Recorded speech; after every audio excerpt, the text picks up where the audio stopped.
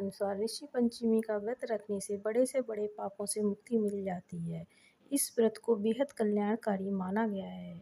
चलिए व्रत की कथा सुनाते हैं। ऋषि पंचमी का पावन पर्व इस साल 8 सितंबर को मनाया जा रहा है। ऋषि पंचमी की पौराणिक कथा अनुसार विदर्भ देश में उत्तंक नाम के एक सदाचारी ब्राह्मण देव रहते थे, जिनकी पत्नी बड़ी पतिव्रता थी, जिनका नाम सुशीला था। उस ब्राह्मण के एक पुत्र और एक पुत्री थी। कुछ समय बाद उन्होंने अपनी कन्या का विवाह कर दिया, लेकिन कुछ दिनों बाद वह कन्या विधवा हो गई। ब्राह्मणी दंपति कन्या सहित गंगा तट पर कुटिया बनाकर रहने लगे।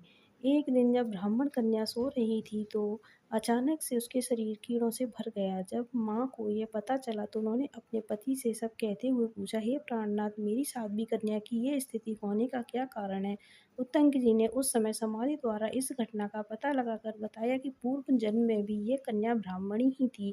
इसने महामारी होते हुए भी बर्तन छू लिए थे। इसे पाप से मुक्ति के लिए उस समय के साथ इस जन्म में भी इसने कोई उपाय नहीं किया, इसलिए इसके शरीर में कीड़े पड़े हैं। धर्मशास्त्रों के अनुसार रजस्वला स्त्री पहले दिन चांडालनी, दूसरे दिन ब्रह्मघातनी और तीसरे दिन धोबनी के समान अपवित्र होती है। वह चौथे दिन स्नान करके ही शुद्ध होती है। लेकिन अगर कन्या शुद्ध मन से अब भी ऋषि पंचमी का विधि विधान व्रत करे तो इसके सारे दुख दूर हो जाएंगे। पिता की आज्ञा से पुत्री ने ऋषि पंचमी का व्रत किया।